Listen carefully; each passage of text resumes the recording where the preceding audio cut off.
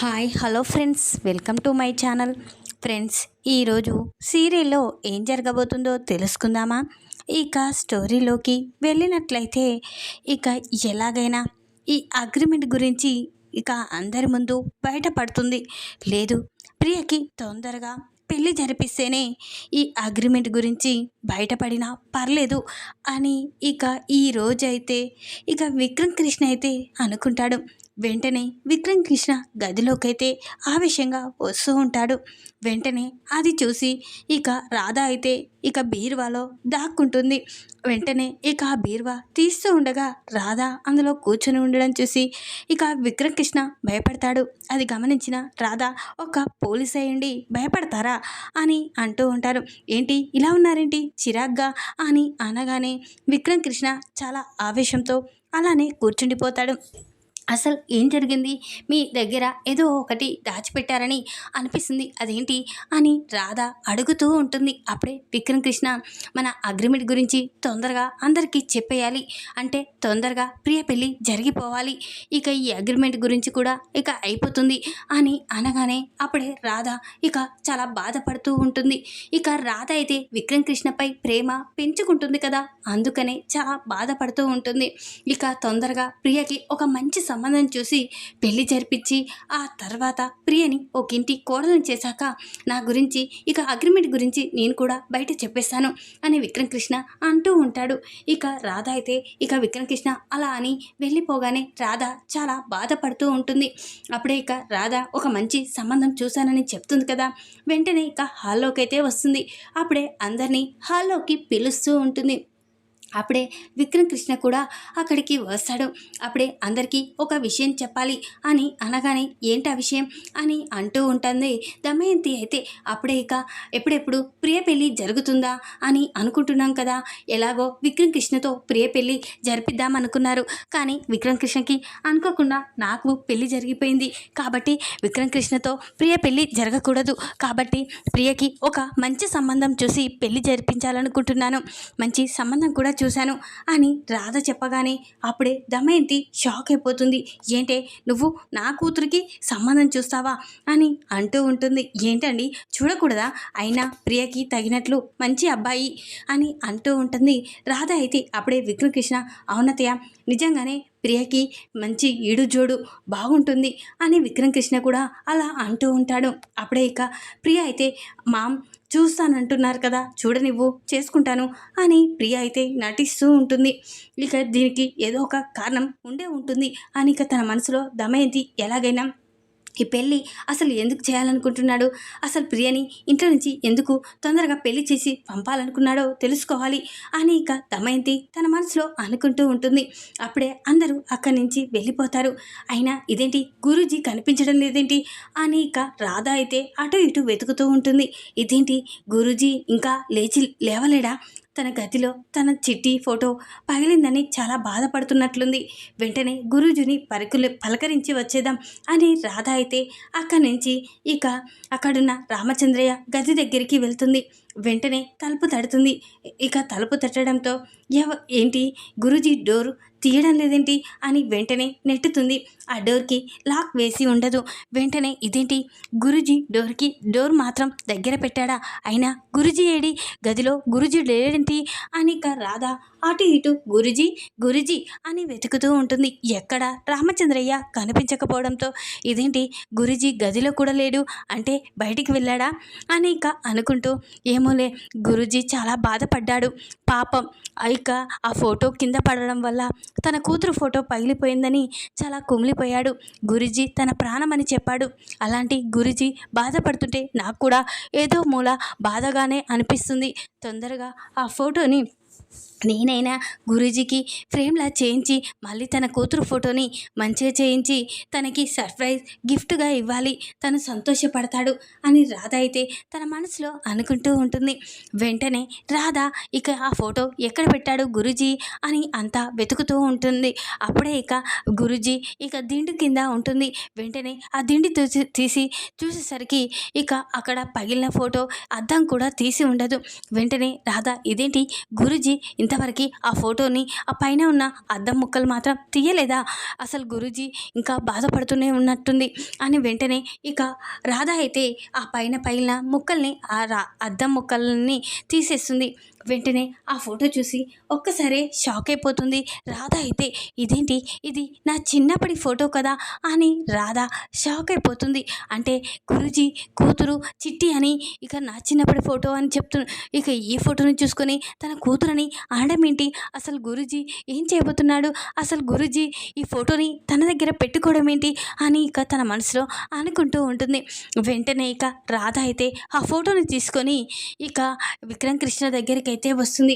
అప్పుడే ఇక విక్రమ్ కృష్ణ రాధని చూసి, ఏంటి రాధ చేతిలో ఏంటి అని అనగానే, నీకు ఎంతో ఇష్టమైన నీ చిట్టి ఫోటో, అయినా ఈ చిట్టి ఎవరు అని అడుగుతూ ఉంటుంది రాధ అయితే విక్రమ్ కృష్ణని. అప్పుడే ఇక విక్రమ్ కృష్ణ అయితే, అయినా ఆ ఫోటో ఎందుకు నువ్వు తీసుకొచ్చావు అని అనగానే, అనుకోకుండా చేయి జారి ఫోటో కింద పడింది ఇక అను ద్వారా. అందుకే ఆ ఫోటో చాలా బాధపడుతూ ఉన్నాడు గురూజీ. ఆ ఫోటోని చూస్తూ ఆ ఫోటోని మంచిగా చేయించాలని ఇక ఆ ఫోటోని తనకి తీసుకువెళ్ళి సర్ప్రైజ్ గిఫ్ట్గా ఇద్దామని అనుకుంటున్నాను. అయినా ఈ ఫోటోలో ఉన్నవారు గురూజీకి ఏం కావాలి అని రాధ అడుగుతూ ఉంటుంది విక్రమ్ కృష్ణని. అప్పుడే విక్రమ్ కృష్ణ, అదేంటి రాధా, ఆ ఫోటోలో ఉన్నవారు ఎవరో కాదు మా మామయ్య కూతురు అని చెప్పగానే రాధ షాక్ అయిపోతుంది. ఏంటి, తను మీ మామయ్య కూతురా అని అనగానే, అవును తన కన్న కూతురు అని అనగానే, అయినా మీ మామయ్య కూతురు ఇక మీ మామయ్యకి ఎలా దూరమైంది, అసలు ఏం జరిగింది అని రాధ విక్రమ్ కృష్ణని అడుగుతూ ఉంటుంది. అప్పుడే విక్రమ్ కృష్ణ, రాధా ఆ రోజుల్లో ఇక అనుకోకుండా నేను మా మామయ్య మా అత్తయ్య ఇక చిట్టి నలుగురం కలిసి కారులో బయటికి వెళ్తున్నాం. అప్పుడు బ్రేకులు ఫెయిల్ అయ్యాయి కార్కి. అప్పుడే అదుపు తప్పి ఇక అక్కడున్న మా అత్తయ్య చనిపోయింది, నేను మా మామయ్య ప్రాణాలతో బయటపడ్డాము. కానీ చిట్టి కూడా కనిపించలేదు, ఆ నూతిలో పడిపోయింది అని చెప్పగానే అప్పుడే ఇక రాధ షాక్ అయిపోతుంది. ఏంటి అని అనగానే, అవును చిట్టి ఆ రోజు పెద్ద నూతిలో పడిపోయింది, పట్టుకుందామనుకున్నాను కానీ నేను చిన్న పిల్లవాడిని కదా, ఇక రాధ కూడా చిన్న పాపలా ఉండేది, కానీ అనుకోకుండా చేచారి కింద పడిపోయింది. నా చిట్టి నాకు దూరం అయిపోయింది, మా మామయ్యకి ఇక తన కూతుర్ని తన భార్యని దూరం చేశాడు ఆ దేవుడు అని రాధ చెప్పగానే, రాధతో ఇక విక్రమ్ కృష్ణ చెప్పగానే రాధ చాలా బాధపడుతుంది. అంటే అసలు నేను ఈ గురూజీ కూతురునా లేక మా నాన్న సీనయ్య కూతురునా అని రాధ అనుకుంటూ తన మనసులో వెంటనే ఈ విషయాన్ని నాన్నని అడిగేయాలి, వెంటనే నాన్న దగ్గరికి వెళ్ళాలి అని రాధ అయితే ఆ ఫోటో తీసుకొని ఇక నేరుగా సీనయ్య ఉన్న స్టేషన్కి అయితే వస్తుంది. అప్పుడే ఇక వెంటనే, ఏంటమ్మా ఇలా వచ్చారు అని అనగానే, మా నాన్నని చూడడానికి వచ్చాను అని ఇక రాధ అనగానే, వెళ్ళమ్మా చూసి తొందరగా వచ్చేయాలి అని కానిస్టేబుల్ చెప్పగానే రాధ సరే అని సీనయ్య దగ్గరికి వస్తుంది. వెంటనే సీనయ్య, అమ్మ రాధమ్మ అని అంటూ ఉంటాడు. అప్పుడే ఇక, నాన్న ఎలా ఉన్నావు నాన్న అని రాధ అంటూ ఉంటుంది. అప్పుడే సీనయ్య, బాగానే ఉన్నానమ్మా, అయినా బాబు రాలేడా అని అనగానే, లేదు నాన్న తను పని మీద బయటికి వెళ్ళాడు అని రాధ చెప్పగానే, అమ్మ రాధ నీ చేతిలో ఏంటమ్మది అని అంటూ ఉంటాడు ఇక సీనయ్య అయితే. అప్పుడే ఇక, అది ఏంటో కాదు నాన్న, నా జీవిత చరిత్ర, అసలు నా జీవితానికి చరిత్ర అనేది ఉందని ఈరోజే తెలిసింది. ఆ చరిత్ర ఏంటిది అనేది మిమ్మల్ని తెలుసుకోవాలని, మీ దగ్గర తెలుసుకోవాలని ఇక్కడికి వచ్చాను అని చెప్పగానే, ఏంటమ్మా రాధా అసలు నువ్వేం మాట్లాడుతున్నావు, నాకేమీ అర్థం కావడం లేదు అని సీనయ్య అంటూ ఉంటాడు. అవునానా, ఈ ఫోటోలో ఉంది ఎవరో కాదు నేనే, ఈ ఫోటో నాదే అని చెప్పగానే వెంటనే ఇక సీనయ్య షాక్ అయిపోతాడు. ఏంటమ్మా అది చూపించు అని ఇక సీనయ్య అనగానే రాధ తన చేతిలో ఉన్న ఫోటోనైతే ఇక సీనయ్యకైతే చూపిస్తుంది. అప్పుడే సీనయ్య ఆ ఫోటో చూసి ఒక్కసారి షాక్ అయిపోతాడు.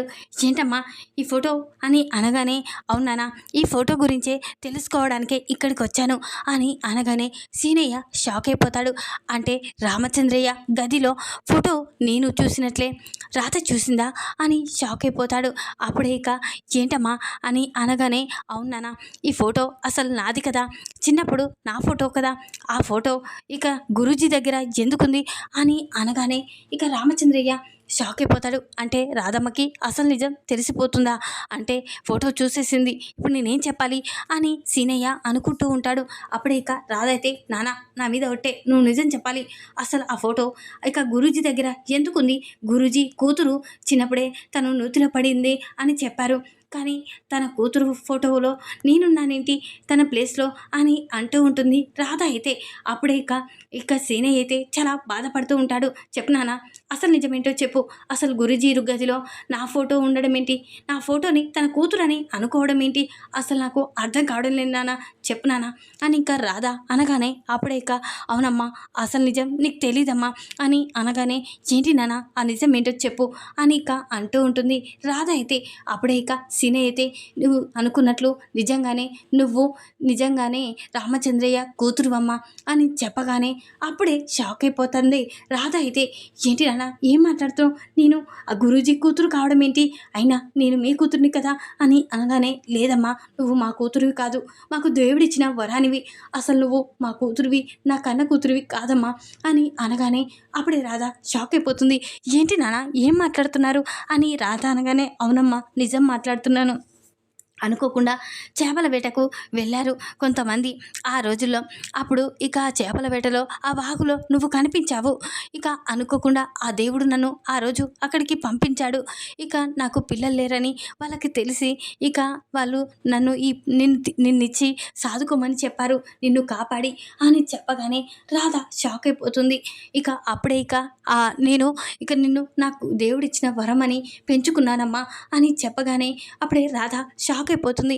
అయినా నేను గురూజీ కూతురునని మీకెలా తెలుసు అని రాధ సీనయ్యని అడుగుతూ ఉంటుంది. అప్పుడే సీనయ్య అవునమ్మా నిజంగానే నాకు ఎలా తెలుసు అంటే ఆ రోజు మేము వ్రతం రోజు ఆ ఊరికి అక్కడికి వచ్చాను కదా, అక్కడికి మనం వెళ్ళాం కదా అని అనగానే అవును ఆ రోజు మనం వాళ్ళ ఇంటికి వెళ్ళాము అని రాధ అనగానే అప్పుడే నేను రామచంద్రయ్య గదిలోకి వెళ్ళాను, అనుకోకుండా తనని పిలవడానికని ఆ గదిలో చిన్నపడివి అన్నీ నీ ఫోటోలు ఉన్నాయి, అది చూసి గుర్తుపట్టాను నువ్వు ఆ ఇంటి వారసురాలవని. అంటే అనుకోకుండా ఆ దేవుడు ఆ ఇంటి వారసురాలని నా కూతుర్ని చేశాడని ఆ రోజు నిజం తెలుసుకున్నాను.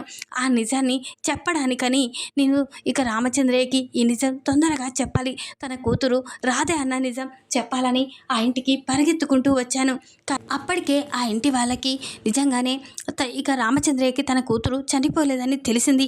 కానీ వాళ్ళకి పడని వాళ్ళు కావాలని నిన్ను నీ తల్లిదండ్రుల్ని చంపాలని చూసిన వాళ్ళు మళ్ళీ నువ్వెవరో తెలిసే చంపాలని ఎదురు చూస్తున్నారమ్మా, అందుకని ఆ నిజాన్ని చెప్పలేకుండా వెనుతిరిగాను అని చెప్పగానే అయినా నాన్న నువ్వు నిజం చెప్పడానికి వచ్చావు, కానీ ఆ నిజం చెప్పకుండా ఎందుకు ఆపేశావు, అసలు మమ్మల్ని చంపడానికి ఎవరు చూస్తున్నారు, వాళ్ళు ఎవరో చెప్పు నాన్న అని రాధ అంటూ ఉంటుంది.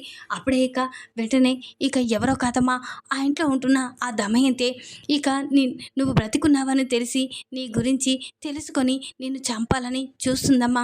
తను ఫోన్ మాట్లాడుతుంటే ఆ రోజు నేను విన్నాను, హడావిడిగా రామచంద్రయ్యకి నువ్వే తన కూతురు అని చెప్పాలని వచ్చాను, నిన్ను ఆ ఇంటికి వారసురాల్ని చేయాలనుకున్నాను, కానీ ఆ దమయంతి ఫోన్ మాట్లాడడాన్ని బట్టి తెలిసిందమ్మా ఆ రోజు కూడా కార్ బ్రేకులు పోలేవు, కావాలనే ఆ దమయంతి తన అన్నయ్యతో చేతులు కలిపి ఆ ఫ్యామిలీని చంపాలని చూసింది, ఆ ఆస్తిని తన సొంతం చేసుకోవాలని చూసింది, అందుకనే ఇప్పుడు కూడా నువ్వు బ్రతుకున్నావని తెలిసి నిన్ను వెతకడం మొదలుపెట్టింది, నువ్వే చిట్టివని తెలిసే ఖచ్చితంగా నిన్ను చంపేస్తుందని ఆ నిజాన్ని నా గుండెలోనే పెట్టుకున్నానమ్మా, ఎవరికి ఆ నిజాన్ని బయట పెట్టలేదు అని చెప్పగానే రాధ షాక్ అయిపోతుంది.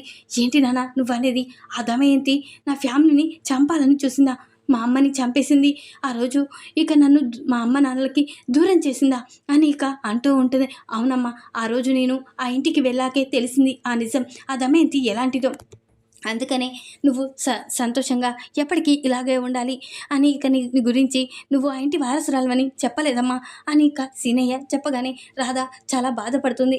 నాన్న నేను నిజంగానే రామచంద్రయ్య కూతురునా అని చాలా బాధపడుతూ సంతోషపడుతూ ఉంటుంది. ఎలాగైనా ఆ దమయంతి అంతు చూశాను, తన నోటితో తానే కావాలని ఆస్తి కోసం మా నాన్నని మా అమ్మని నన్ను చంపాలని చూస్తుందని అందరి ముందు ఆ దమయంతి నిజస్వరూపాన్ని బయట పెడతాను, ఆ దమయంతిని మా నాన్నే మెడపట్టుకొని బయటికి గెంటేసేలా చేస్తాను అని రాధ అంటూ ఉంటుంది. ముందుగా ఆ దమయంతితో జాగ్రత్తగా ఉండమ్మా, నువ్వే చిట్టివన్న నిజం ఇప్పుడప్పుడే బయట పెట్టొద్దు, ఎందుకంటే దమయంతి నీ ప్రాణాలు తీస్తుంది, ఖచ్చితంగా తీస్తుంది, అందుకే ఈ నిజాన్ని చెప్పొద్దు, దమయంతి నిజస్వరూపాన్ని అందరి ముందు బయట పెట్టాకే నువ్వే చిట్టివన్న నిజం అందరి ముందు బయట పెట్టు, అంతేగాని ఇప్పుడే నువ్వు చిట్టివన్న నిజం ఇంట్లో ఎవరికీ తెలియకూడదు అని సీనయ్య చెప్పగానే రాధ సరేనన్నా నువ్వు చెప్పినట్లే నేనే చిట్టినన్న నిజం ఎవరికీ చెప్పను, ఖచ్చితంగా ఆ దమయంతి అంతు చూశాను, ఆ దమయంతిని మెడ పట్టుకొని బయటికి గెంటేస్తాను, ఆ తర్వాత నేనే నీ కూతురు నానా అని ఇక గురూజీకి చెప్తాను అని ఇక అంటూ ఉంటుంది. ఈ విధంగానైతే ఇక రాధ అయితే తన చిన్నప్పటి ఫోటో తీసుకువెళ్ళి ఇక తన తండ్రి ద్వారా ఇక తనే రామచంద్రయ్య కూతురన్న నిజాన్నైతే తెలుసుకుంటుంది. ఇక దమయంతి నిజ స్వరూపాన్ని తెలుసుకున్న రాధ అయితే తనని ఇక అంతు చూడడానికైతే ఇక చూస్తూ ఉంటుంది. ఈ వీడియో కనుక మీకు నచ్చినట్లయితే లైక్ చేయండి. మరిన్ని వీడియోల కోసం ఛానల్ని సబ్స్క్రైబ్ చేసుకోండి ఫ్రెండ్స్. Thanks for watching.